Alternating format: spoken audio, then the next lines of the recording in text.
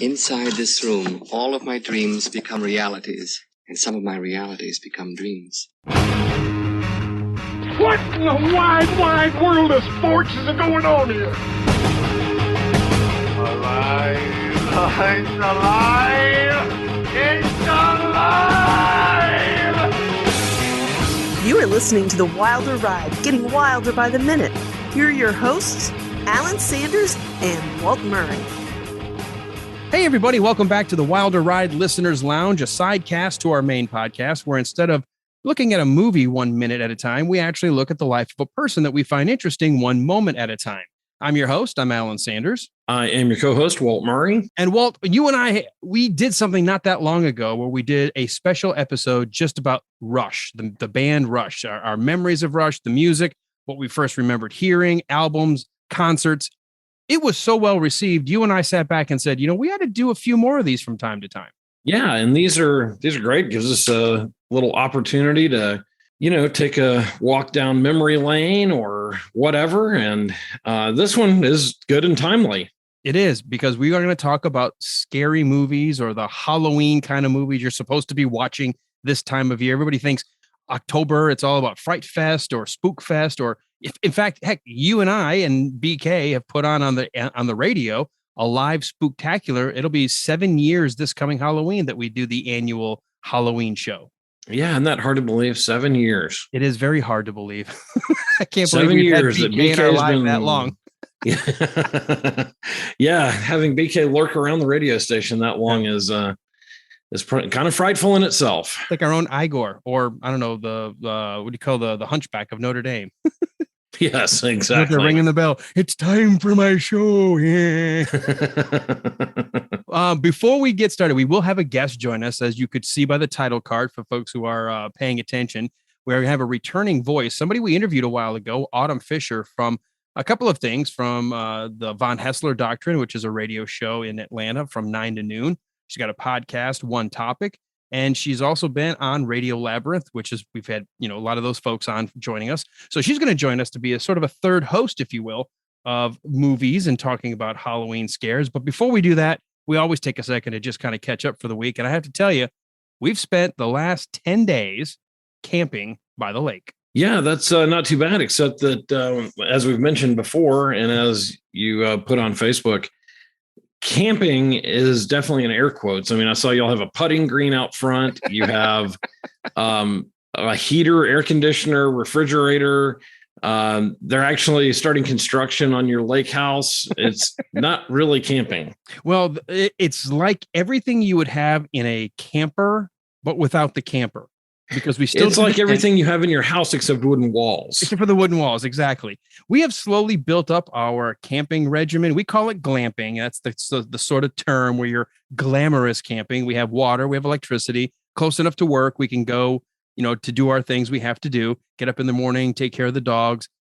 Close enough to have Wi-Fi, where we were able to stream TV when it was raining a couple of nights. We were able to watch some Harry Potter movies, or we watched the Black Widow. Disney Plus. It's now available for regular Disney Plus. You don't have to pay extra. So we just streamed it using our phones as hotspots. So yeah, not exactly roughing it, but we were still outside. Definitely not roughing it. To me, camping is defined by having to check your sleeping bag for rattlesnakes when you wake up in the morning. Yeah, that is not what you're doing. We had an inflatable queen size bed that with a frame underneath, so it's about 24 inches off the ground. It's like a regular bed. We actually added two things. We added two things to our camping supplies this year. We actually got a rechargeable. It is a ceiling light ceiling fan, so you can actually put it in the top of your tent. It doesn't have blades, but it does, but it's a lot smaller. But it can give you a nice breeze when you're blowing on you as you sleep at night. And we added a portable instantaneous hot water heater that you can then put in line. So that way you have instant hot water for washing dishes. You don't have to boil water and rinse disinfect the dishes that way. We can just straight hot water. You got a little propane tank, like a little mini version of what goes on your gas grill, instantaneous hot water. So is this just that you don't like your neighbors? So you're moving your entire house a couple miles down the road? What exactly is the appeal here? It's just fun to go outside and literally but asleep. Wait a minute. No. You're not outside. You're in a new structure. No, we kind of are. The tent actually, like there's airflow. We've got the fly over top so it doesn't get rained on. But basically, I mean, we hear, everything. We're outside. We're right by the lake. I can get up in the morning and just stare at the lake. I throw my fishing rod in there, just do a little fishing. And I got a little grill, and then I've got my microwave, and I've got my burners. And I made low country boil one night. I made steak, baked potato, and roasted asparagus one night because we got a little toaster oven. I mean, we did well. You would have loved camping with us. Yeah, again, not camping. But your lake vacation sounds very nice. Well, you know what? I ended up paying the price for it because we had to pack up after our 10 days. The very day before, I also had to then load a moving truck for my youngest daughter who finally found an apartment. So I've done back-to-back moving. I'm ready for this podcast because I just need the break. Yeah, I'm sure. Yeah, anytime you got to help a kid move. And I think we talked about this a while back that if you're over 35 and you're moving, you really should be able to pay for a mover. But I guess now you're dealing with kids who are just getting going again, and you're having to load U-Hauls and do all that kind of stuff. Well, I got to tell you, as much as I hated the getting everything out of their rental, and we had to actually store it in our house for a while because the timing of their rent ended on the 30th from the place they were in, and the new one wasn't going to start till the 7th. So we said, well, you can spend a week in our house. We'll just store everything.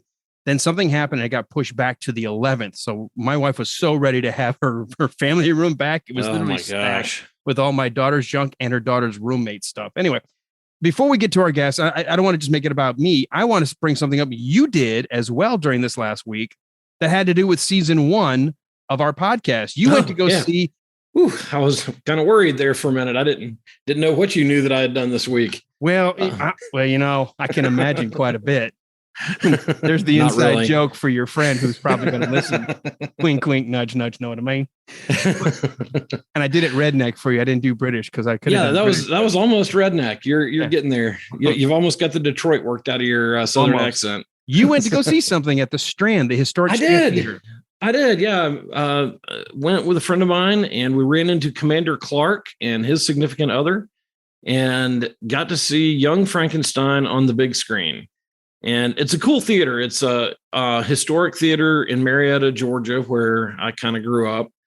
And about 15 minutes before the movie came on, they brought the guy on the pipe organ up, and he played all the music from Young Frankenstein.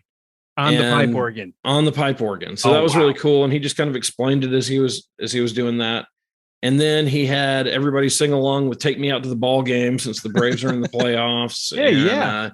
So it was really cool. It was kind of a neat little thing. And the place was probably at least 3/4 full, if not more. And the ages really ranged from like 6 or 7 year olds up to there was a guy there that had to be in his 90s. Wow. And people were shouting out lines from the movie. When Igor, of course, made his appearance, everybody went nuts. And it was just great. And it seemed like the favorite lines were "What knockers?" Thank you, doctor. Thank you. When he said, when Igor first introduced himself, and he said, "Isn't it Igor?" They told me it was Igor. And he said, "No, that's Igor. They had it wrong." So that whole thing. And then, of course, "Walk This Way." Everybody just went berserk. So it was great. It was a lot of fun. It was great to see a room packed full of people, a couple hundred people, really enjoying Young Frankenstein as much as I do. And so it was really a blast.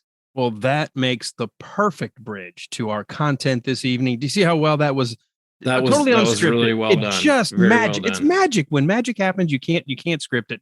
We are going to now welcome to our stage to start entering into the conversation to talk about movies that might be on your Halloween watch list, your scary movies. Sometimes they're funny scary, sometimes they're gory scary or creepy scary or thrillers or whatever. We'll talk about as many of them as we can. Let us welcome, though, to our stage a voice that we had from the past, and joining us today, Autumn Fischer.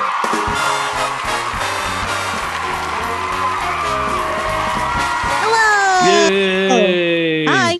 Hey. Okay, so you were giggling in the background. I saw you. You were like sneaking peeks from behind the curtain, waiting to come out here. Yeah, I was listening, I have to admit. So welcome back. We appreciate you Thank being you. here. And I think this is going to be fun. If anybody wants to go back and hear Autumn's story, I certainly suggest you go back and look. And it was so much fun to hear her background and learn where she was in radio. But she's a wonderful talent and also can weigh in on culture. And when I mentioned, hey, would you like to be a kind of a third host on this? She jumped at it. So thank you for being here. Absolutely. Oh, of course. Thank you for having me. You're welcome.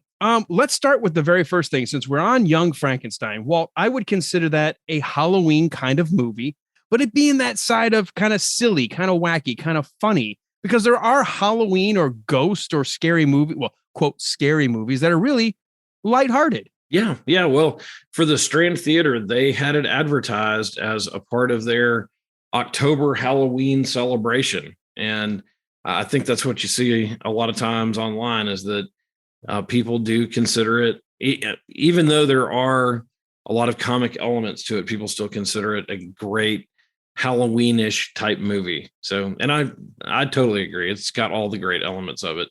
Autumn, without putting you on the spot, where do you fit, or where does Young Frankenstein fit with you? I definitely do not think it is a Halloween movie. I think that the only reason why it could be categorized as that is because it has Frankenstein, like yes. But I don't think that. I feel like So you know Tucker and Dale versus Evil? Yeah, that's great. Such a great movie. But so that's good. That's comedy, but it's also horror. Ish, right? Sort of. But for some reason, I feel like Young Frankenstein is not. It's just like I don't know. Would you call Blazing Saddles a Western? Yes. Absolutely. Because this is a great example of like that Die Hard argument. Or is it a Christmas movie just because it takes place at Christmas? Because it couldn't have taken place if it hadn't been Christmas. It has to be a Christmas movie. It's the world's greatest Christmas movie, period. There is no discussion on this. Well, there is a discussion on that. I don't know if I disagree with you necessarily, here's but an I example. get the argument of both sides. I could argue Gremlins is not a Christmas movie. Because Gremlins could have taken place anytime. The guy just came back from a business trip and brought a little mogwai with him. And that mogwai could have been fed after midnight anytime. It could have been Easter. It could have been. But Die Hard only happens because it's Christmas. They could be having they could be having a party that's not Christmas But party. it It's wasn't. like an office party. Christmas in July. But it wasn't. Yeah. It was Christmas. And they were trying to, the magic of the holidays. Could they put their family together? Come on out to the coast. Maybe we can make things better, you know? Come out to the coast. Have a few The laughs. magic of the season, bringing the family together, killing terrorists, blowing up Nakatomi exactly. Plaza. See, it's about the magic of the season, bringing two people back together. Absolutely not. Wait a minute. We're not doing stepping on glass. I hope that was a terrorist. Do you know how much red is associated with the color of Christmas? Buildings. We had, look, we're not talking Christmas movies. Well, okay. I don't know if Young Frankenstein fits into a Halloween movie for me. However, for some reason, maybe I can't articulate it. Tucker and Dale versus Evil would be, because it is kind of scary and gross. Well, it's but got also the gore funny elements of some horror, which I think you wouldn't show. Like you could show a young kid, Young Frankenstein, and it probably wouldn't scare them. Whereas even if there's some funniness or some satire in Tucker and Dale versus Evil, you still have some horrific things happening on camera. But then something like Zombieland, I would not consider Halloween because it's such its own genre of zombie movie. Oh, wait, that's going to be an entire discussion because of Walking Dead and other things. Are zombie movies now mainstream enough that they're not Halloween anymore? I don't think they're Halloween. Let's get back to that, because I want to get back to, if Young Frankenstein is not a October movie for you, where does Ghostbusters fall? Because isn't that a ghost movie? Yeah. But it's a comedy. Maybe the all-time greatest ghost story comedy that's been done. My brain.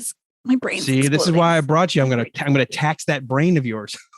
I need a whiteboard and I need like newspaper clippings and red string.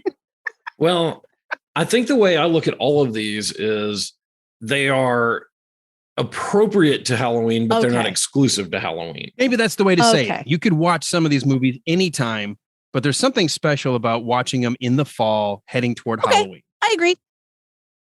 I'm in. I mean, let's face it. Would you like to watch Young Frankenstein better in the dark when, let's say, you got a campfire going maybe outside and you just got like the howls of wolves in the background? Wouldn't that just make more fun? Where do you live? I live way, way out. Okay. Are you glamping still? I was going to say it's his lake house. It's not his regular house. Wolves howling. Well, our dogs do that. They sound like wolves. Okay, like, check your privilege. I don't have dogs. Werewolf. Where? They're wolf. Why are you talking like that? I thought we wanted to talk like that.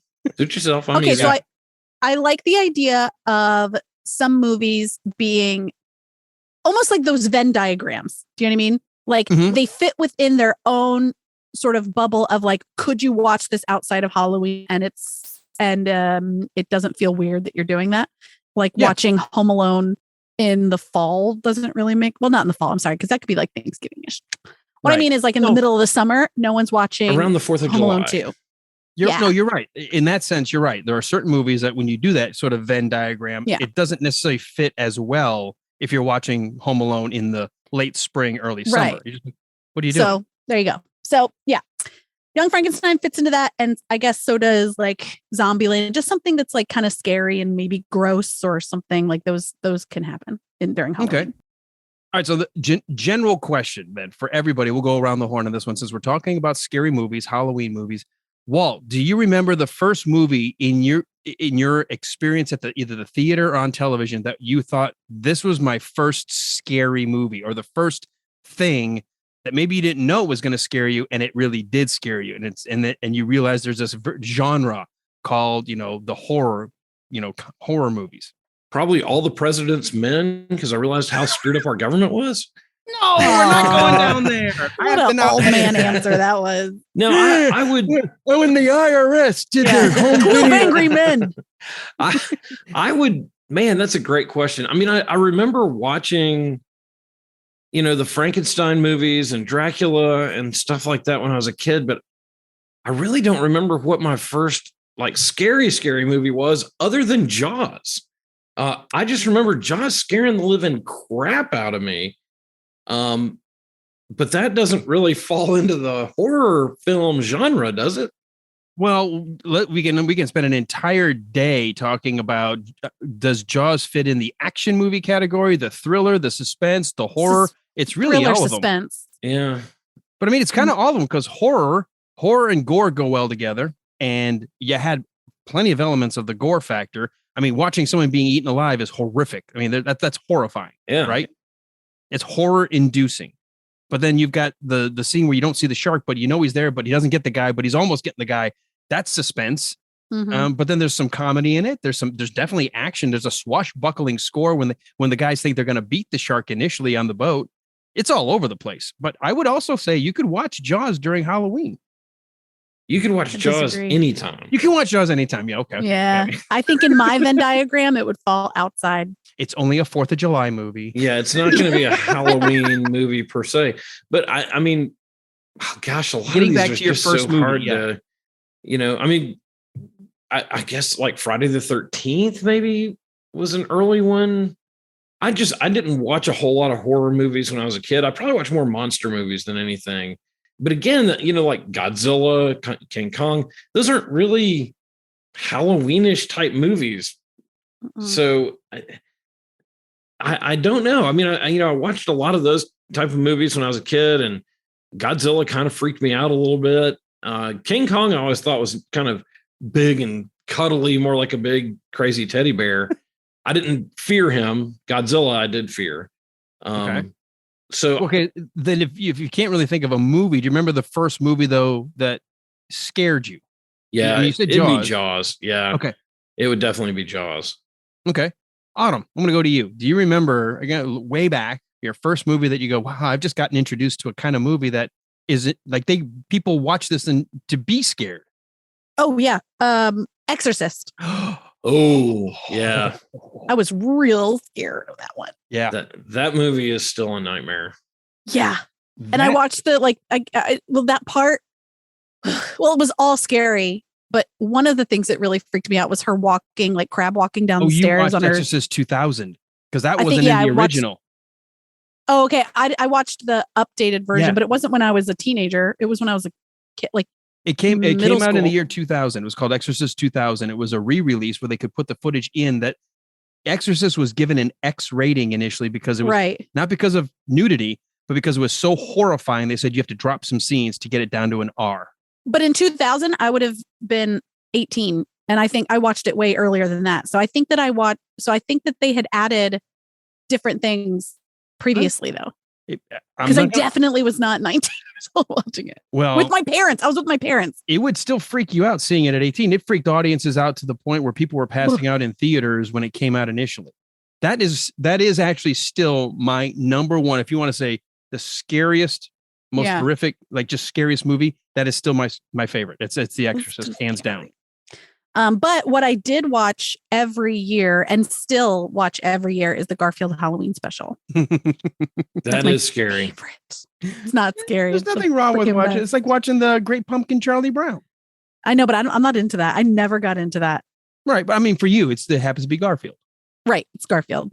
I'm a Garfield girl. So for me, because we didn't have cable, I had to watch stuff on television. And my first earliest recollection of being so scared I ran out of the room crying was a really, really bad black and white movie that came out in 1957 that we were watching on a UHF channel in Detroit, Michigan, called It Came from Hell. Ooh. And the whole premise was they were on some island with a voodoo doctor and savages, and they capture a man and they literally execute him by having him staked on the ground, and they put a spear through his heart. But because he was killed in this way, he comes back as a walking tree. Oh, his name was Tabunga. Oh, yes. Yeah. We've talked about this before. I do remember this. For some reason, the name of the movie never lands, but that the description of it always lands. That was a freaky the name movie. of the guy, the quote, the legend was the legend of Tabunga. He comes back and then he kills those who have wrongfully killed him. And of course, anybody else that gets in his way. It was the most ridiculous thing as an adult looking back and going, how in the hell was I scared of that? But at 5 years old, a tree coming back and purposely dropping a woman into quicksand and cackling as she's drowning to death freaked me out. And I'll never forget, scary. In the middle of watching it, at one point, they light him on fire. And my mom and my grandmother were like, okay, it's okay. See, he's on fire. He's gone now. They've killed him. I didn't know it was only halfway through. So obviously he jumped in the water and then came back out of the water. I'm like, he's not dead. And I ran out of the room. Why are you watching this at 5? Well, my mom and grandmother were watching it, and I don't think they realized what it was. It was an old black and white movie from 57. They're thinking, how bad could it be? I think what they probably thought is he's 5. He's probably not even going to pay attention. And it scarred me to the point that to this day, 45 years later, I remember that was the first movie to freak me out. Yeah, I think that reminds me of Poltergeist and that thing with the tree. I remember that scaring me a lot. That's a great movie. We're not talking the remake. Poltergeist. Oh, yeah. I'm never talking about the remake ever of anything. Mm-mm. We're going to get to Ghost. Got to get to Ghost movies. So we all just got done remembering our favorite or our first time scared. Let's talk about some of the other movies that we grew up probably more in our teens that maybe we intentionally wanted to watch. We were doing the sleepover. We weren't supposed to maybe watch the movie, but we wanted to watch it. Were there any of those kind of scary, horror, freaky movies that you watched that you weren't really supposed to because they were R-rated, but you wanted to because you just wanted the scare? Well, I'll go to you. Yeah, one that would probably fit in that category is there was a Psycho movie made later on. I don't remember what it was called, but it was 12, 2, 3, 4. Like a follow-on. I mean, like Psycho 2, I guess. In about 83 or 84. And actually here it is. Psycho 2, after 22 years in psychiatric care, Norman Bates attempts to return for a little solitude. And of course he goes freaking crazy and chops people up and everything. And that movie, I mean, 83, I was like 15 years old, but I still kind of freaked out over that because it was like, this could really happen. Like, this is based on a true story or not, loosely based on a true story, but you could see, we know things have happened with serial killers. We know that there are people who are capable of doing what we saw Norman do. Right. So I think that the ones that are more based in reality kind of freak me out a lot more, I think. Okay. So, but that was one I probably, even at 15, knew I really shouldn't go see, but anyway. I did. Autumn, what about anyway. you? What was the movies or some of? Yeah, there can be more than one, but you remember kind of sneaking and or the sleepovers. You're like, okay, we're gonna get out Texas Chainsaw Massacre and watch it because that's what everybody's talking about or something. I wasn't really into like I wanted to watch like sillier things, that were pretty bad movies, but I loved The Shining as a teenager. I felt like I was watching something really amazing. And I loved like Interview with a Vampire. That's not really scary. I mean, there were kind of like creepy parts, like where the mother is dead and she has the plague or something. Well, I mean, you're dealing with vampires, and there's an entire culture of horror, scary movies built around your classic monsters, not your King Kong and Godzilla's, but your Dracula, werewolf, mummy, Invisible Man. Rosemary's Baby scared me. That should scare you. That was a freaky movie. It was weird because it was kind of boring. And then I was uncomfortable. I remember feeling uncomfortable watching it. Well, it's like if you go back and rewatch Carrie. Oh, I liked Carrie a lot. I was not afraid. Yeah. You're like watching it and you're like, okay, there's something really freaky. But then all of a sudden it's like, because it took its time, when the tension builds, you were just like, and then it just doesn't stop from the time of the prom to the end of the movie. And then the dream sequence and just everything. It's like, so when Blockbuster was still a thing, I went to Blockbuster and I got all of these like classic movies. And one of them was Carrie, and I loved it. It's great. I was not afraid. I don't know why.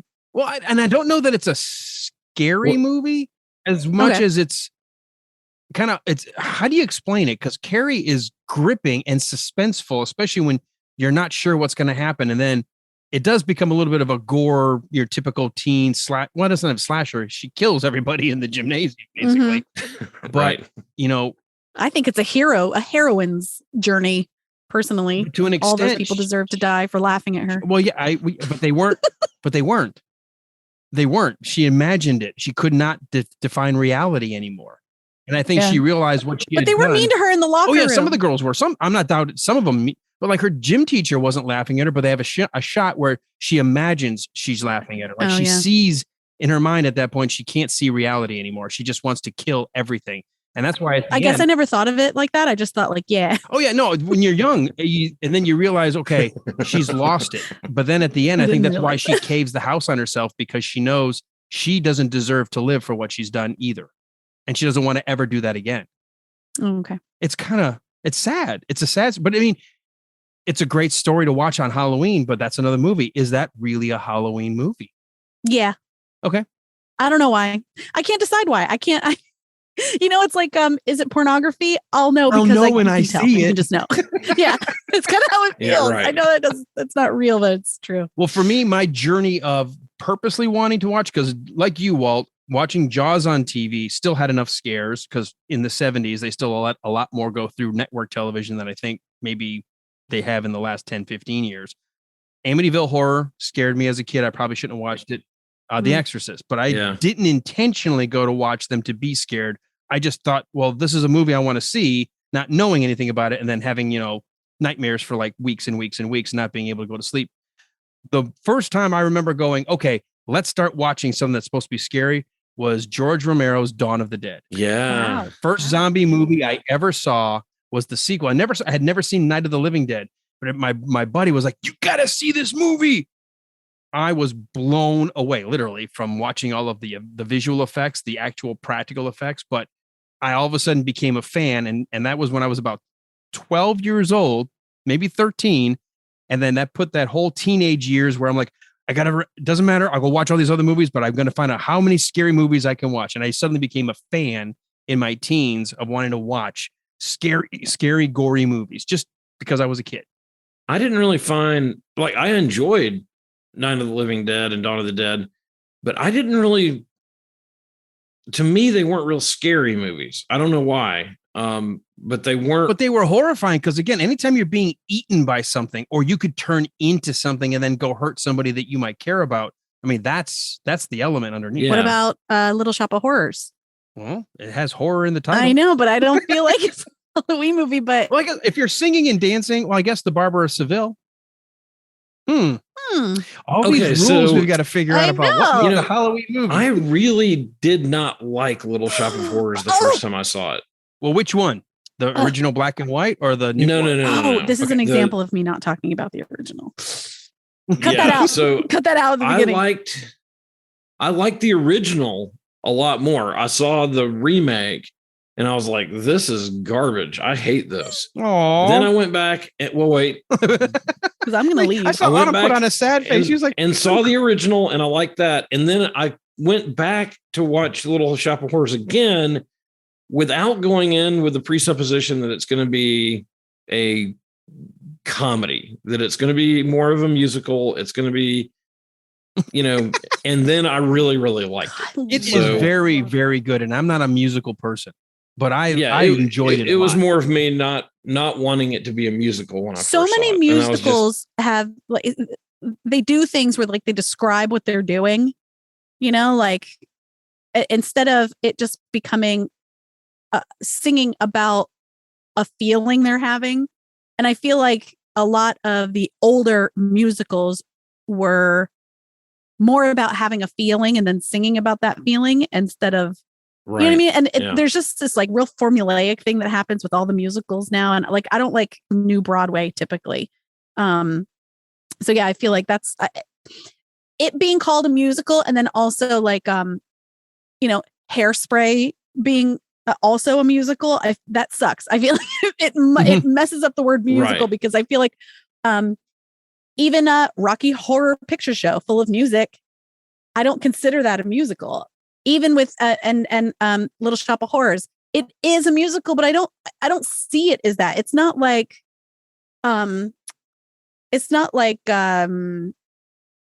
gosh, what's that? What's the one that is Eric's favorite? With like the Cubans. I want to live in America. West Side Story. West Side Story. Okay, West Side Story. Yeah, like West Side Story is a musical. Right. Even it's though going to be coming out again from Spielberg. He's just wrapped it up about a couple months ago. So you'll get a remake pretty soon. Well, that's one of Eric's favorite movies. Like his only musical that he likes. And I consider that a musical, but there are so many other movies that are full of music. But for some reason, I don't feel like it's not the same. It's not like so cheesy or like saccharine. Right. No, I know what you mean. I think of Little Shop as a movie that has musical numbers. Mm-hmm. It's not necessarily like you could redo Little Shop of Horrors without any music numbers and still have this plant from outer space that is cute and everything, and eventually starts convincing this owner to start bringing people and bodies. And yeah, it's really good. I think it's supper time. Feed me, come on. Think about all those offers. Love it. All right. So for me, it was Dawn of the Dead, and then Dawn of the Dead, which led to zombies and other gross out movies. And when I was a kid, I really didn't understand the premise of horror. I just wanted to see the shock of blood and guts and gore. And then I look back at some of those movies. I'm like, they are the worst movies. There's nothing to them. There's no style. There's no substance. And then I started getting into what I would consider the smarter movies like The Shining. That is still one of my all-time favorite ghost stories. Amazing. Like that of a haunted, not just a ghost, it's a haunted house story. It just happens to be in a hotel. I rewatched it not that many years ago with my girls. They had gotten a list of the 100 horror movies you need to see. And they were working their way through it. And when they got to certain movies, I was like, I'm sitting in with you. And The Shining, still to this day, my oldest daughter has problems. When we went to go see Ready Player One, the Spielberg movie about being in the virtual kind of futuristic world, and they have one of the puzzles is to go back to the Overlook Hotel because it was one of the characters' favorite movies, and it had the music and the scenes and the scenario. My daughter goes, no, because it still sticks with her, especially the room, like room 237, when the woman comes out and then the reflection turns to an old bloated hag who drowned, and those images will be forever stuck in my head, and it's such an amazing film. Yeah, one of my favorites. So I started looking at movies like The Shining, and I want to get to this one eventually because Walt, you and I did an episode, like 5 or 6 episodes, and we broke it down. the movie Poltergeist that you brought up earlier, Autumn, that to me was the first time I watched a scary movie and go, this is everything that you want in a ghost/scary movie. It had action, it had scares, it had amazement, it had gross out acting, it had everything. everything. Like pulling off his face or whatever. Yeah, imagining that he was like ripping it and off. The pool full of corpses. And, yeah, it was that, and to this day, when I go back and rewatch Poltergeist, it still holds up for me. I can watch it with the same amount of enjoyment as I did when I saw it the first time. And I think one of the things about Poltergeist that I've always really liked and appreciated is that you like the characters and you don't want anything bad to happen to them. And it's a family. And so you can kind of relate to the dynamics going on there. And I think it gives you more buy-in as you're going through it. And so that for me is, and there are so many creepy parts, the part where you can hear the, whatever it is, the specter, apparition or whatever, hear his footsteps go across the ceiling. That Chasing her freaks me out every time I hear it. You remember when we did the breakdown, and I told you, and I'll recap the story for Autumn. My two daughters, they looked just like Carol Ann at their age. Little towheads. When they were 5 and 6 years old, they had corn silk white hair, cut just like with the bangs and long. And it took on a whole new level of horror for me, because when I had gotten my first surround sound system and you listen to the scene of her screaming, "Get away from me, get away from me." My God. And you hear it start from one side of the room and it goes to the other. And then you hear the no, I don't right like after. It suddenly brought it to a completely new level because she looked and sounded like my oldest daughter. And I was like, oh my God, could you imagine what that must have felt like to be a parent, hearing your child screaming for help and not being able to do anything? See, I like movies that don't involve children because I'm here to have a good time and to suspend disbelief. I'm not here to like think about my own children being in peril. So stuff like that, I have a really hard time with. Children and dogs. Oh yeah. See, with dogs, I can still be like, oh, the story made me sad. You know what I mean? Well, I'm almost like, no, don't kill the dog. Kill that guy. He's an asshole. Well, maybe that's why those movies, do they hang with us more? Because like The Shining, and we've got the little boy who has Tony living in his finger or his mouth, or with Poltergeist, where you've got the two little kids and it's Carol Ann who initially is being courted, if you will, by the evil spirit. Does that make it feel like, does it hit a different chord of horror with us when it's kids involved? Well, because when you're watching it, you're a kid, so maybe it hit with us through all of the ages. When you're a kid, you're scared of being sucked into the tree, and when you're adult, you're scared that you can't rescue your kid from the static. Right. Yeah, I think that's the crazy thing about that movie, is that as you go through life and watch it in your different phases, it affects you differently and scares the crap out of you for all those different reasons. For a movie though, that's a scary movie and maybe even some borderline horror, it breaks the mold where the family, nobody is killed, nobody dies in that movie. Spoiler. Just kidding. Yeah, Alan, thanks. If you haven't seen it by now, that's your it's own only fault. 40 years old, Alan. Jackass. People are busy. But think about it. As far as next, you're going to tell us that ET goes home. Thanks a lot. Joke. I didn't know. Seriously. I only watched half of it. But I like when a movie will turn the conventional like tropes on its head. And I think Poltergeist, that's another reason why I think it still works to this day, is it's not about killing off people. It's about, can you solve what's going on? And you just, and Walt, you said it best. You're so invested, because when you see your typical teen slashers, you don't really care about a whole lot of them. And so when they get kicked off, you're not like, oh, but with the family, you're like, can they get the daughter back? And then you think everything's solved. Personally, the one thing I have with the movie is, had I gotten my kid back out of the house that had a portal to some other dimension with haunted spirits, I'm not going to still stay there just because we're packing up and have one more night. I would have gone somewhere else that night. But, then it wouldn't have been the kind of movie it was. We have to watch one more. Right, I was going to say, the movie's over. You're right about like caring a lot. and the impact that makes, which sounds obvious, but if you think about it, made me think of Scream, the movie Scream, and how that has more like jump scares than it does like I'm scared. You know what I mean? I don't know why I don't think people are really scared watching that movie. The thing about Scream that I love though, because Wes Craven, obviously the guy who brought us Freddy Krueger and Nightmare on Elm Street and a bunch of other movies, he intentionally points out the tropes of horror movies. I'll be right back. Where the characters themselves are watching Halloween and they say, well, she's going to live because she didn't show her boobs, right? Like once you do that, you're dead. And they're immediately showing it a cutscene. Someone else is in the other room chasing somebody in the garage. And you're like, oh, you're dead because, because she was the I slut. Loved it. But the cool thing about what they did with Scream is they were basically telling a horror movie about how you can tell who's going to die and who's not. And yet they kept you guessing of who the killer was. Yeah, it's never somebody I did not see the killer coming. Then the person they did suspect was actually the person that did it.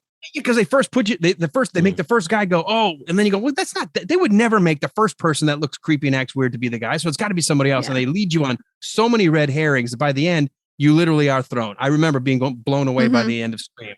I will tell you though, the Drew Barrymore part though, still was actually scary to me when it got worse and worse with the phone call. And then you see the boyfriend tied up and he's like, wrong answer. That was a good way to, that was a good way to set it up, And it's like, oh my God, it just got horrifying so fast. Yeah. And I remember going, and actually I will tell you, I got a little disappointed that level of tension went away through the rest of the movie. So to me, that still is the best part of the movie. Interesting. But the end for me was great because I couldn't guess what the ending was. I couldn't guess who the killer was. Yeah, me either.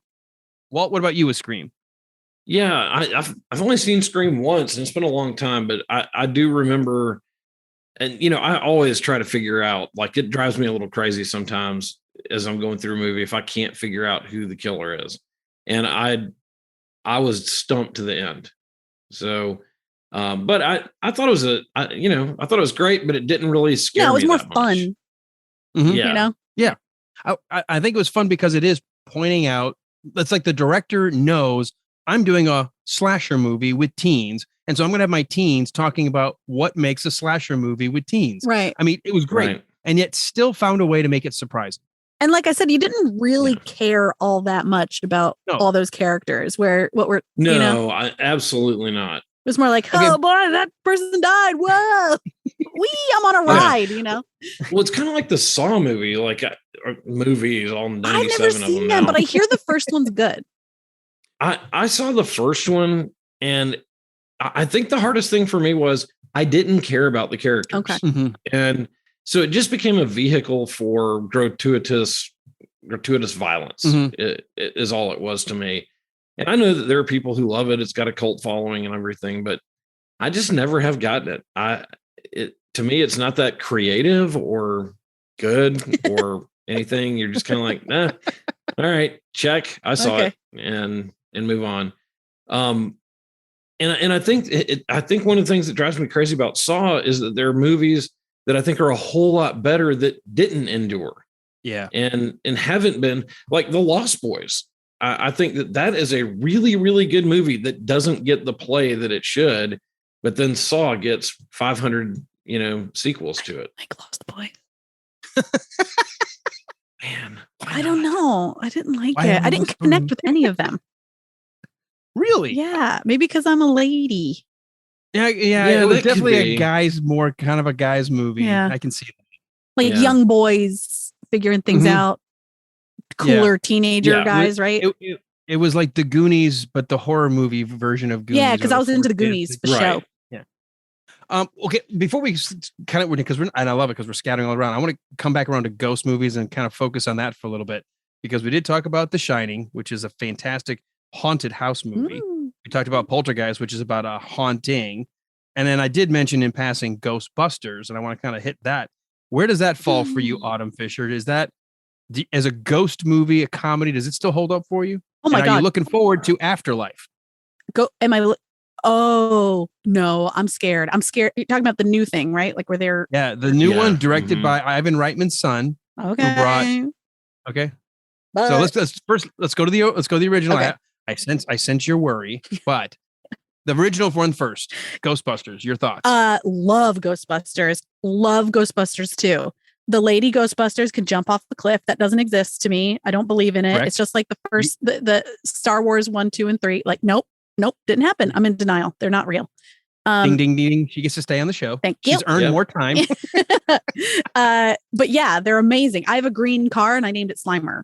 Cool. Because it's ugly and that's awesome. But anyway, love it.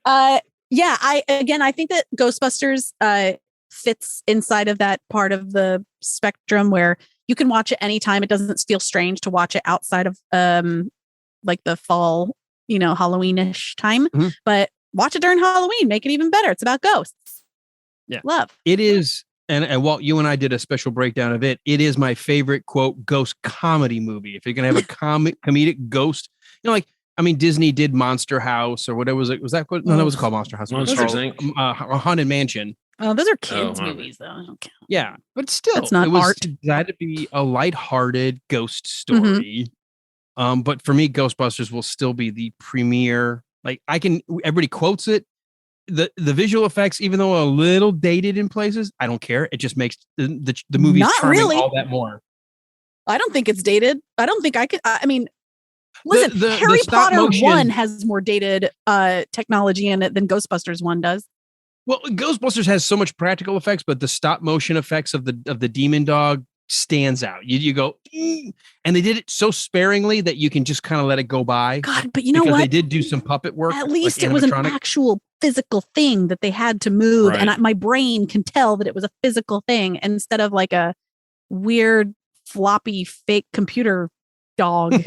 Yeah, it still doesn't bother me. Mm-mm. Like I don't. It doesn't even really occur to me when I'm watching it. You know what though? When I showed my daughters, and they are very attuned to watching stop frame animation versus CGI, and for them, it pulls them completely out of the movie because they recognize it as stop frame animation. Oh. And I'll never forget when my daughter used the phrase, "This looks like a Rudolph the Red-Nosed Reindeer episode," when they move like that because of that. Well, tell her frame. Shut the up. Exactly. She's wrong. Yes. I'm not disagreeing. I hope you kicked her out of your home. No. They disowned her. Yeah. All my girls love Ghostbusters. Right, but it's funny because they'll point out like, okay, that's the one part that looked fake to me. So for them, because they grew up in the era that everything had already become CGI monsters.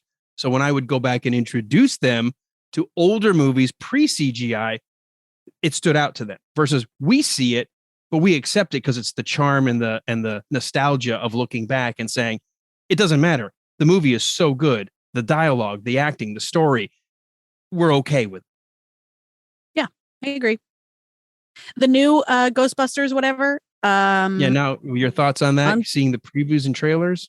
Listen, we've been through a lot and we've been burned a lot. And so I'm not just going to open my heart back up willy-nilly and get hurt again. Okay. So no, I do not trust this new Ghostbusters. If I hear that it's good, I'll check it out. It's got Ant-Man in it. How do you go wrong? Paul Rudd? Paul Rudd. Yes. Well, I love Paul Rudd. He's in it. Well, listen. And supposedly all of the classic Ghostbuster actors show up in it. Yeah, but how's the pacing? You know what I mean? How's the writing? Are they going to be important? Yeah, things took their time in the past, and now there's no room for a joke to breathe. There's no space made in movies for something to happen and for us to take in what the people in the movie are, how they're experiencing it, and then no time for us as an audience to experience what just happened before someone starts talking again or some like scene cut. It's all too much. And so I don't trust movies like this because, like I said, it's not an art. To me, I'm scared that it's less of an artful project and more of a money grab. But let's respect the past. We'll try our best to respect the past. But I mean, with Star Trek's, Star Wars's, even Ghostbusters, like they expect us to be burned again. I don't know. I'm scared. That's why. That's what I'm thinking. I'm gonna come back at this question from this angle first. You didn't like the prequels. Walt and I don't like the prequels. We pretend the prequels don't exist because we know what made the first 3 movies so good, and then we watch what made those next 3 movies so bad. Yeah. What did you think though of Rogue One, which was one of the first Star Wars movies that wasn't about anything really until the very end, connecting it to Star Wars? And like everyone we met dies. You know what I mean? Like everyone we're supposed to care about. I said this is the greatest World War II movie that we've seen. It just happens to be set in a Star Wars setting. I mean, this is your suicide mission. Yeah. I thought it was like the feel, the acting, everything about it. Because to me, sorry, go ahead. I was just gonna say, because the one thing I really, really liked about Rogue One is it made me feel like I was back in a Star Wars movie. It had the same grit, feel, the looks, characters, the cost. I'm like, holy crap! We remember, and someone remembered what Star Wars was. I agree. I totally agree. I think it felt nice, and it was kind of cool to see some origin something. Mm-hmm. But as a movie that is supposed to stand on its own, I did not like it. I think what it could have been instead is almost like The Mandalorian. You know, like I liked Rogue One. It was okay, but as like the movie itself, like as a whole standalone movie, I didn't really. I don't think it works. But I think if it instead had been something like The Mandalorian, I think that'd be like perfect. So, and we're going to have we'll have you back when we do our sci-fi episode, because I'll say this before making the point I wanted to make. To me, my wife and I, that is the prequel we watch. We don't think of it as necessarily standalone anymore. We don't go watch the prequels. Oh, replace. Yes. We just watch Rogue One and then immediately watch Star Wars, Empire, and Return of the Jedi, and we're done. We've seen everything we need. We don't need anything more. The Sanders order instead of machete order. Yeah. So just eliminate 1, 2, and 3. Put in Rogue One. Right. 4, 5, 6. That's exactly right. Maybe call it a day. That's exactly it. That's it. That's our marathon. So I say that because the guy who directed Rogue One was a true Star Wars fan. Loved Star Wars and hated to see what happened in the prequels, and so was able to make his movie. Let's move forward to Ghostbusters Afterlife. Jason Reitman grew up revering and thinking about and loving the movie his dad made happen. Remembered meeting, Spengler's name. What's his real name? Harold Ramis. So Harold Ramis. Met Harold Ramis. And wanted to, and after watching the female Ghostbusters, realized I want to do a movie that harkens back to what we had in 1984. I feel like we've missed out. So that's the only thing I'm clinging to right now is if you were truly a fan, you're not the origin maker who wants to make a new line of toys and you want to, stamp another lunchbox and stuff with marketing. This is a fan, and it happens to be the son of the director who the dad became the producer. I want to really, really, really believe that at its heart, they're doing what they can to give us a really good Ghostbusters movie. So I'm crossing my fingers, but I'm like you. I'm a little cautious, but I am going to go see it. Okay. Yeah, I think we all have bad remake PTSD. Yes. And, that we all are suffering from that. And I think different from you, Alan, like I'm fine with the fact that they bring back Bill Murray and Dan Aykroyd and everybody. That's great. But I want a good story. Yeah. And, I want that sharp comedy. I don't want, some fluffy feel good nonsense. I want a good comedy that tells the next chapter in that story. That's really what I'm hoping for. Well, let's keep our fingers crossed, and we'll maybe come back and revisit it. I want to stick with Ghost for just a few minutes more, and then we'll move to the slasher genre since you had brought up Scream. Anything else with ghost movies? Do you have any other favorite ghost movies or movies that are centered around, quote, ghosts or hauntings or things that go bump in the night? Ghost. You'll never think of pottery the same. Yeah. Yeah. I'm like, what was the movie that mocked one of the satire movies? And they go to like, it was Naked Gun 22 and a third or whatever. Yeah, right. Yeah. Whichever one where they went to go mold the clay and it's like slinging all over him. Like that'd be me. Naked Gun. I love it. And that was far better than the movie Ghost. Oh, the movie Ghost is great. Ghost was not bad. That I really enjoyed the premise of how there may be ghosts among us and how they can sometimes interact with the real world, the tangible. If they damn, baby, what you do to your hair? Orlando, you like it? It's autumn sunrise. Love Ghost.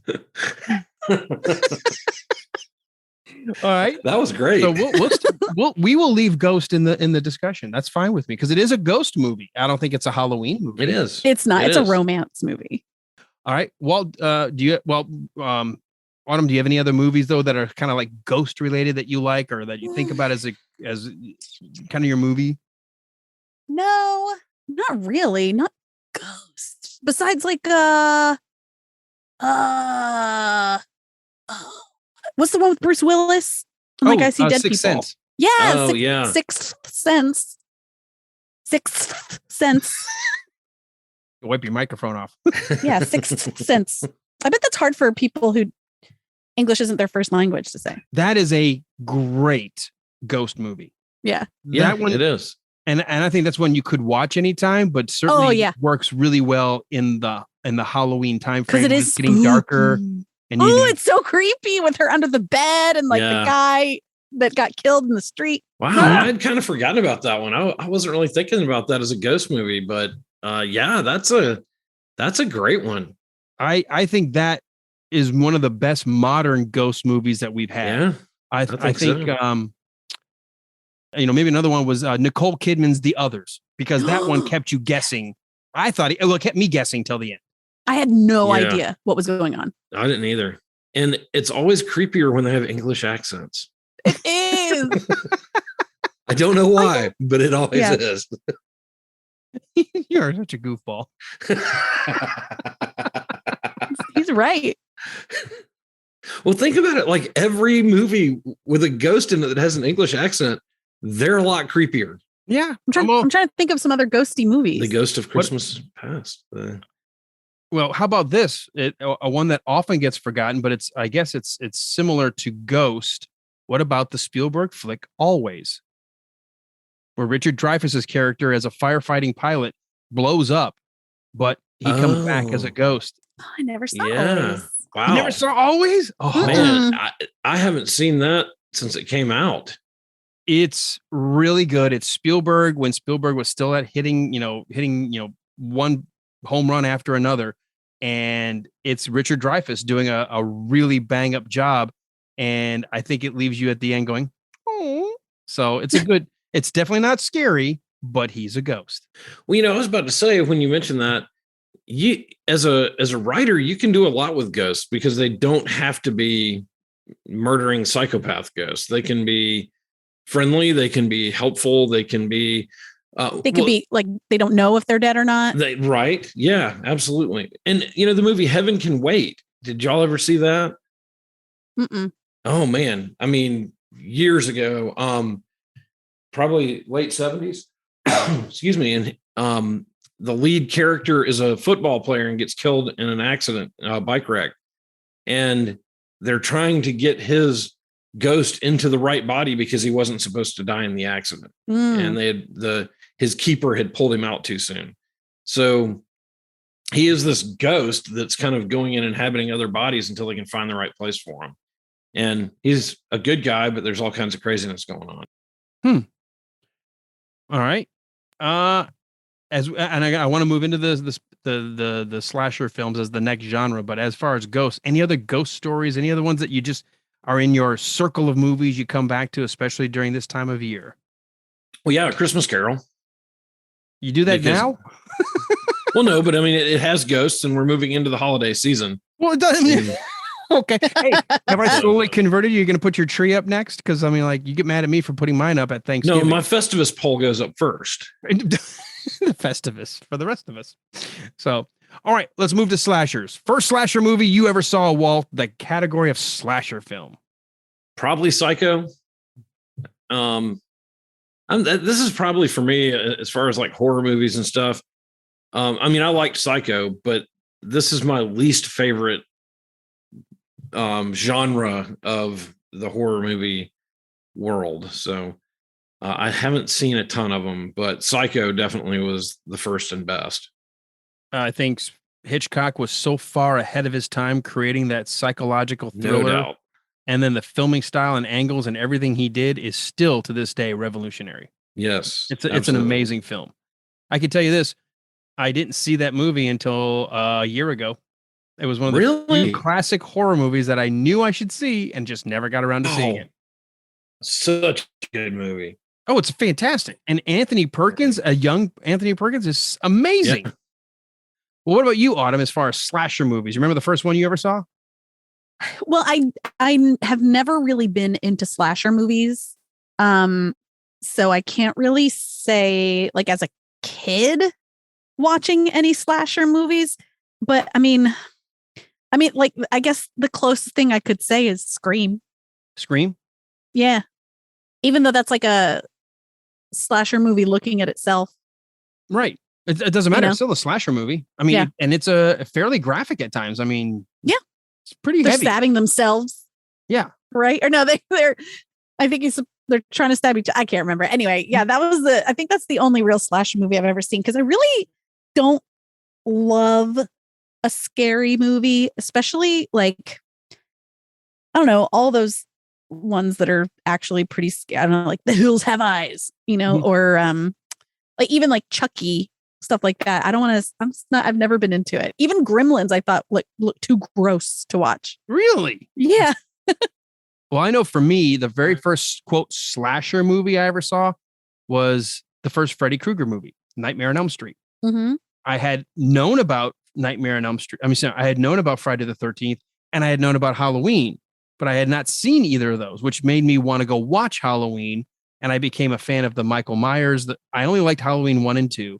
I remember being blown away thinking, this is the first time I ever saw a sequel. Have you ever seen Halloween 1 and 2? No, I haven't seen those either. Or Nightmare on 34th, or any of those. You should, at least the very first two, because John Carpenter did something I had not remember seeing ever before in my life up to that point, that the sequel starts off exactly where the last movie ended. And I'm like, oh my God, it's like one long movie just told in 2 parts. So for me, the first 2 Halloweens, it put Jamie Lee Curtis on the map as the heroine. It was a smart, it was a slasher movie, but it was a smart movie. And the thrills, and John Carpenter does this thing a lot. If you watch like The Thing, They Live, if you watch, not necessarily Big Trouble in Little China, because that's a different genre, but all of his creepier movies, he puts a camera in a place where it almost feels like we're in the room watching what's happening. And he'll have somebody come up in the background and the main character doesn't recognize that they're in the room with somebody. And we want to go, no, behind you. And like, it makes you feel like you're there. Like you viscerally are shouting at the screen. Yeah. And I love that sense of his camera work. So no, that's smart. I love that. You got to check that out. And I just have always liked Freddy Krueger. I just think this guy, and I know they became a little campier as they went along, but the idea that this character that was killed by vengeful parents could then turn around and say, well, now I'm going to get revenge on your children by invading their dreams. And if I kill them in their sleep, they die in real life. Yeah. I should go back. I wonder if I've missed the boat, though. You know what I mean? As very much an adult person that maybe watching them now. I think the first 2 Halloweens are well worth watching. They are slasher, but they're not like your typical today where it's all about blood and gore. And you really do enjoy watching the suspense build. And same thing with Nightmare on Elm Street. You're like, okay, how do they get out of this? And it's so well paced. Yeah. Yeah. So the next category I've got that I wanted to get to before we run out of time, I mentioned it earlier. We talked about that some of the areas of monster movies or scary movies or Halloween movies have to do with classic monsters. Dracula, the werewolf, the mummy, Creature from the Black Lagoon. Did you, or Autumn, I'll go to you. Do you have a specific classic character, like classic horror monster that you like? Is it Dracula, the werewolf? Which genre of those classic characters would you like to watch? I mean, weirdly, a movie like Nosferatu, I was interested in that because I was taking a film class and we were learning about it, and I watched it, and it was really, I thought it was cool. Mm-hmm. Well, especially when you realize the guy looked pretty much like that in real life. Yikes. That wasn't special effects. But as far as, I don't know. I think it kind of, classic to me really would be more like, I don't know, like maybe from the 70s. Yeah, but in terms of like a character style, like, do you like vampire movies, or do you like werewolf movies, or do you like Frankenstein movies, or do you like mummy movies? Like, if you had to pick, well, Frankenstein movies, I think, only because of the like interpretation of what a Frankenstein monster is, I think brings another element to it. Because, like I said, I'm not really into just like, this is scary, or this is gross. You know, I like The Shining, you know, where it's like scary and suspenseful, and also it's multi-layered dynamic. There's a lot going on. Yeah, I like that a lot more. And it just, I connect with that, I guess, a bit more than anything else. So the whole element of playing God and trying to create life and trying to control life is, I mean, it's a fundamental trope. I mean, it goes all the way to Jurassic Park. Do you ever really control that which you create? And which is the monster? Right. Yeah. Who is the monster? Who's the monster? For me, and it's similar in the sense of, because I think there are layers going on. I've always been drawn to the werewolf stories, the werewolf movies. Maybe that's why I'm a dog lover, but there's something about the beast within. Maybe in some ways, the Dr. Jekyll, Mr. Hyde, to me, is still sort of a modern view of a werewolf. It's what beasts do we all contain within ourselves, and what happens if we let that beast out? And that, to me, is always what I'm drawn to. Well, Dr. Jekyll and Mr. Hyde are like an alcoholism analogy, right? Yeah, right. But the fact is, most movies will have him turn into some kind of a hairier beast or a grungier beast or some kind of a monster. And the idea that you have this sort of living second being in you that you have no control over when it takes over. I mean, to an extent, the Incredible Hulk is like that same story. It's having something. And even though for me, it's the werewolf, because I'm drawn to dogs and I love wolves. But to me, it has a much bigger story when you lose control of yourself. And look what can happen when you let that inner primitive part of you take control, that beast. Yeah. And to me, you can make the next leap that if you like werewolf movies, you may like the psychological thrillers, like The Silence of the Lambs, when you're going after serial killers. Love Silence of the Lambs. Because, I mean, think about it. It's a person who doesn't even realize what a monster they are. They're just doing what they do, just like a werewolf.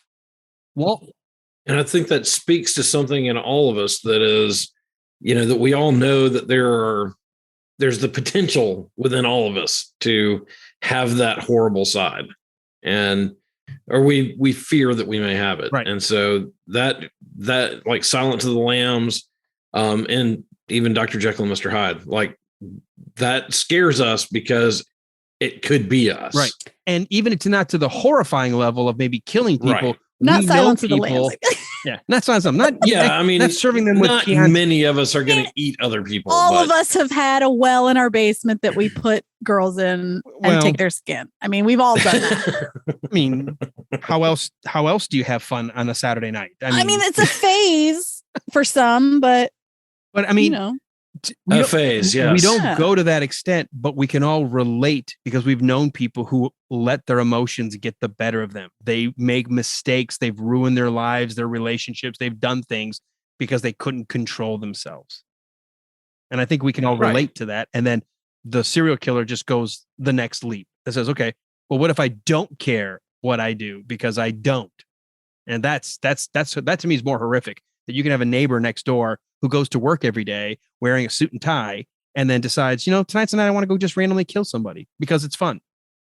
That freaks me out. You think about it, like every time they arrest a serial killer, all the neighbors are like, I never would have dreamed that Bob would chop up bodies and bury them in the basement. I mean, you know. I know, but I think that those people are idiots. Yeah. Probably. Okay, listen. This whole narrative that people can just live normal lives and then one day kill their families and kill themselves or something. Absolutely not. Well, there is a history of unless someone has a complete mental break, you know what I mean? Then, which is rare, and then decides to injure everyone else. But most of the time there's a history of mental issues. There's a history of abuse on to them that they, you know what I mean? Like, well, yeah, well, we know the backstory, but how much of that is shown to other people in the neighborhood? Right. Because first of all, people don't know their neighbors in the suburbs. No, not anymore. You know what I'm saying? So it's like, yeah, he seemed nice. He brought out his trash on Mondays, like everybody. Yeah. No, nobody really dines with their neighbors anymore. Or shares backyard barbecues, really, for the most part. Okay, I forgot what I was going to say. Okay. I know the documentary that I think that was on Netflix for a while or Hulu or something about Ted Bundy. Yes. And how like the way that his ex-girlfriends or his previous wives or whatever talked about him being like scary and stuff. But everybody's like, oh, he was so nice. I didn't suspect anything. Yeah, it was just because the people the people that he surrounded himself with, were coming from a place where they probably chose not to see what was in front of them. You know what I mean? Right. No, there is a difference between somebody who's in your immediate everyday family, like a wife, a sibling, somebody who's in the house versus neighbors that come and go. Yeah, in the street, not to your house. Walt, as we were winding down, because we've got to wrap up in a bit. We were talking about our classic monsters, classic kind of horror monsters. Autumn drawn to Frankenstein kind of stories. I'm drawn to werewolf stories, which is where we just were. What about you? I always like the King Kong and Godzilla. I mean, I like all of them really, but I always really love the King Kong and Godzilla movies where they just go in and just wreak havoc and destroy cities and just, trash an entire continent. Those are the ones I love. And they're so outlandish, Trash an entire continent. It's funny. But I just love them. Poor Japan. I mean, they take it in the shorts every time, but I love those big monsters. Now, isn't the message, because we talked about how Frankenstein, it's about the God complex, trying to create or control life. We talked about werewolves, about being, that inner demon or beast that gets out of control and can do things that are horrifying. Isn't the Godzilla sort of the reason it existed was it was right after the bomb had dropped, and it was about the fear of what nuclear Armageddon could unleash? Yeah, probably. I think that's what all the monster movies, especially Godzilla, was about.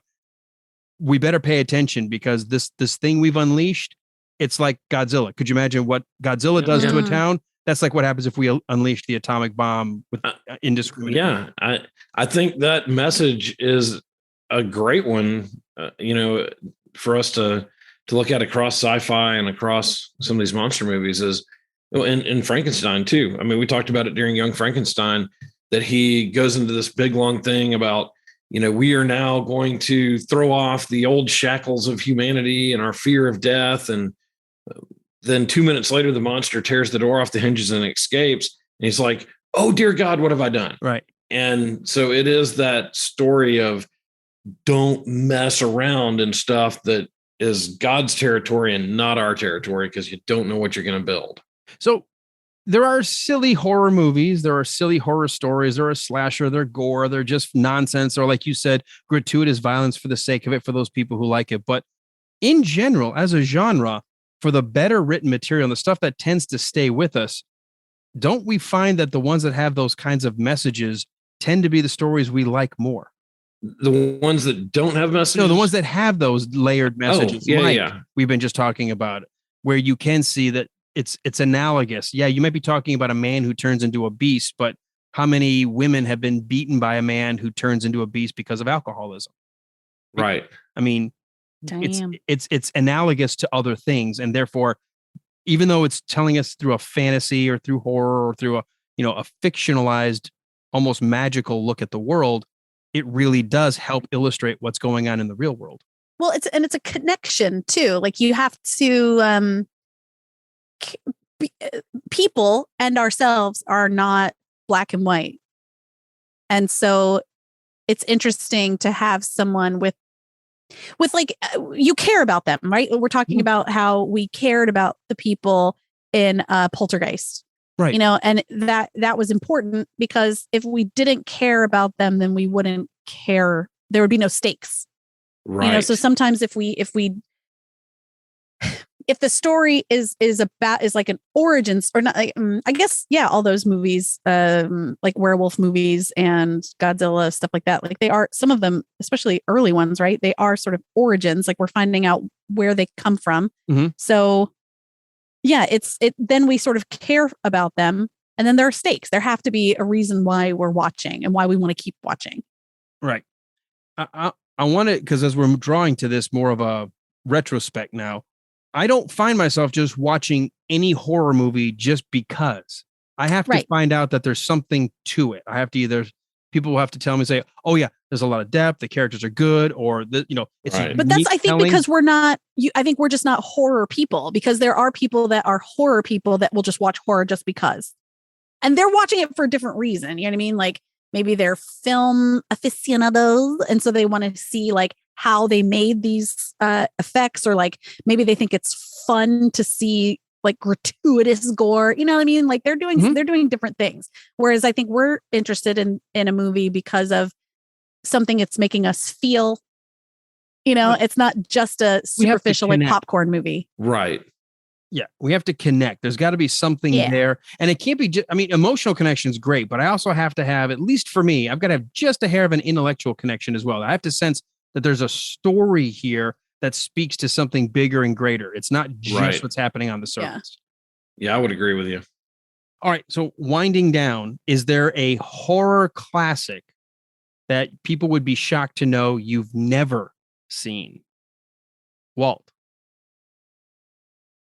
A horror classic I've never seen. Like a horror movie, like everyone's like, oh my God, how have you not seen that movie?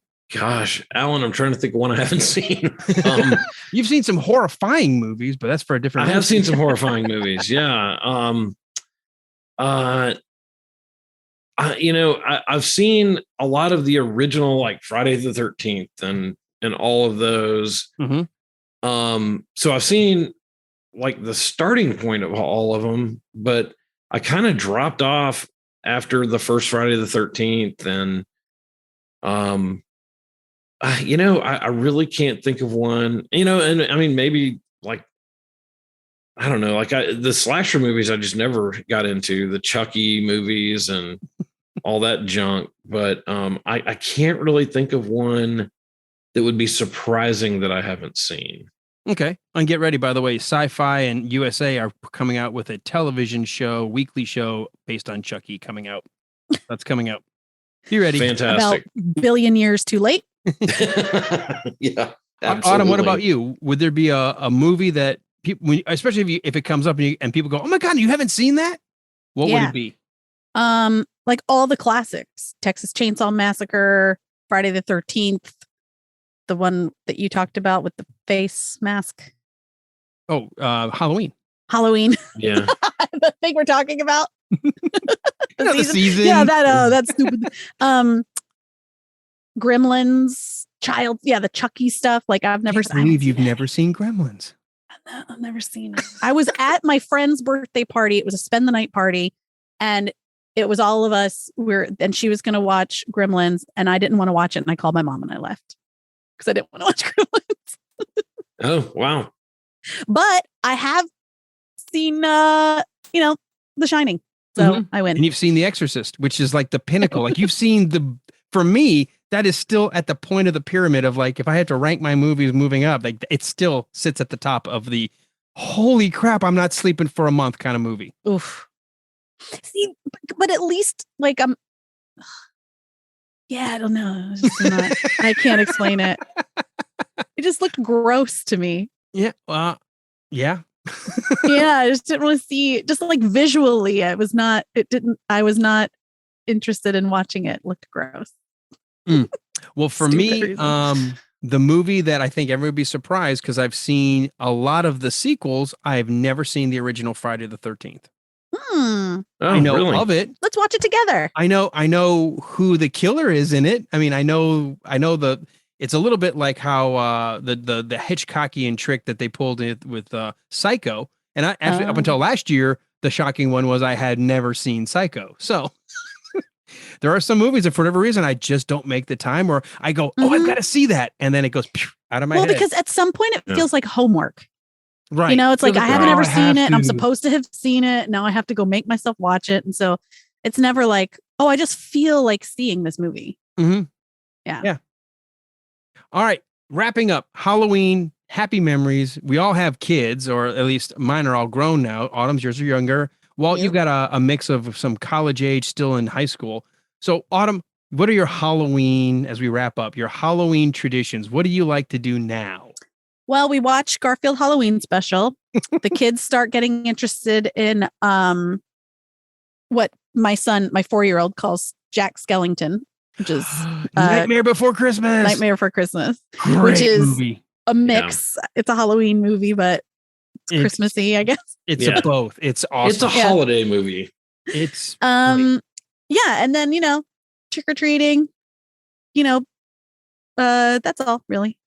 Oh, I start baking a lot more, November, October type deals, things with cinnamon and nutmeg, pies and cookies. And stuff like that starts to show up in the house. But and something's always, your house smells your house almost feels cleaner and brighter when there's the smell of fresh baked goods coming out. Oh my God, get that cinnamon broom. I want that cinnamon broom in my house. My favorite scent is the cinnamon apple mix, where we melt cinnamon apple wax this time of year. My wife is like, it's only a fall scent. I'm like, I want it year round. So right now, but then you won't appreciate it when it's she says. Here. Yeah. Walt, what about you? Halloween traditions that you do now? What are you into? Well, this is kind of a weird year for us, because this is the first year that since my divorce, that we're going through Halloween. So I'm kind of trying, even though the kids are older, they're in high school, I'm kind of like, okay, what do y'all want to do? The tradition has always, of course, been go trick-or-treating. And then a couple of years ago, I started doing the special with y'all at the radio station for the WBHF Spectacular. But the kids now are like, well, let's decorate the house and then we'll just watch a movie or something. How old are they again? My oldest is 22, my middle is 19, and my youngest is 16. She'll be 17 by the time, sorry, 15. She'll be 16 by the time Halloween rolls around. Yeah, so, there's no trick or treating. They don't really care. They would rather hand out candy than go out and trick or treat. Are they in the same thing that when we started talking about horror movies and stuff? Have they ever discovered or decided they're at that age now where they're trying to watch scary movies? Oh, my 19-year-old has always been into that. Like we worked hard for a long time to keep her away from that. Interesting. Then it was just like, whatever. But she got into more of the technical stuff with it instead of the being scared and all that. And she was like, hey, do you want to know how they did this? Do you want to know how they did this? And so that's cool. I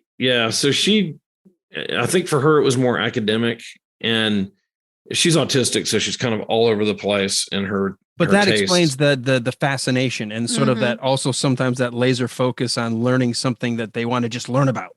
Right. And I think for her, it was like, there's no way Chucky could do that. How did they do that? So for her, when I realized that it was more of an academic endeavor for her, and that she wasn't obsessed with the killing or the, whatever, it got to be where I was able to give her a little bit more leeway and space on that, and point her to some, websites that talked about how they make those movies. And she's living in a perfect time with YouTube. There are easy documentaries and behind the scenes on anything you want to search for. And it is amazing. It is really cool how practical effects are designed to work. So yes. Oh, absolutely.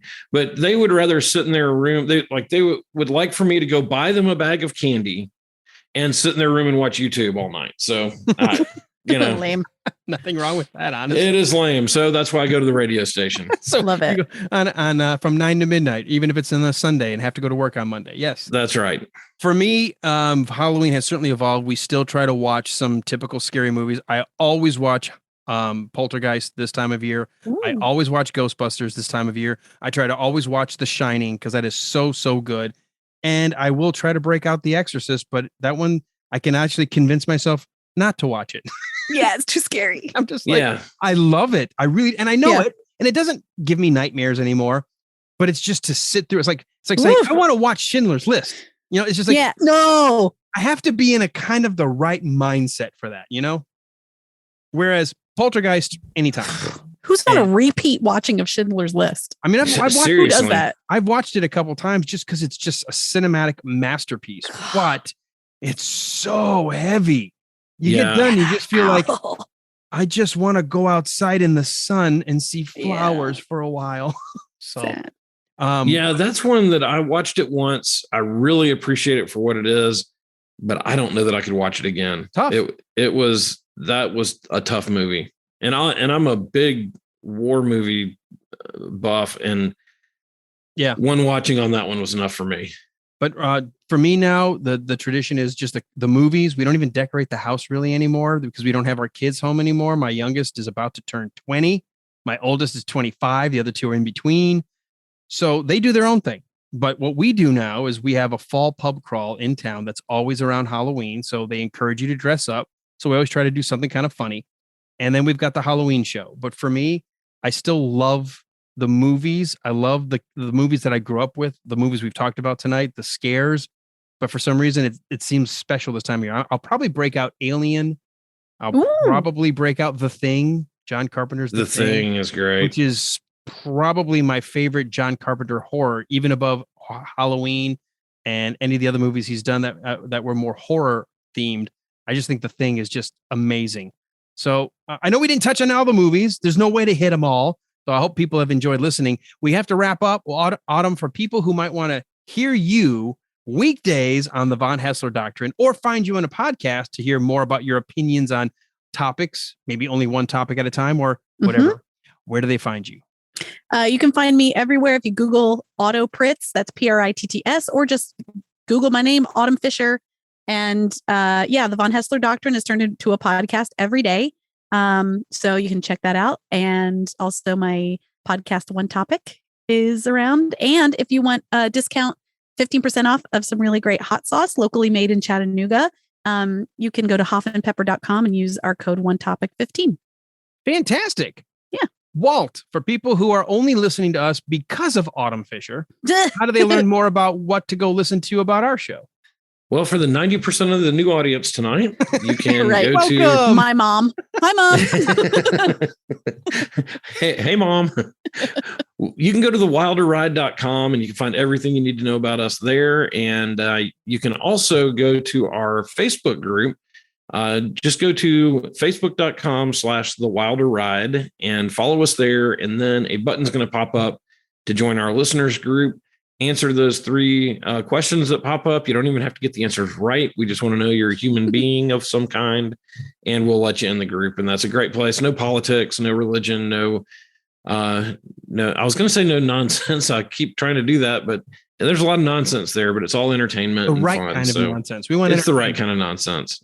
Good distraction during the day. And as I always say, whether it's Autumn's podcast, our podcast, or any other podcast you listen to, if you've got a second, you've enjoyed it, take a second to rate and review. And certainly it can't hurt to just hit the share button.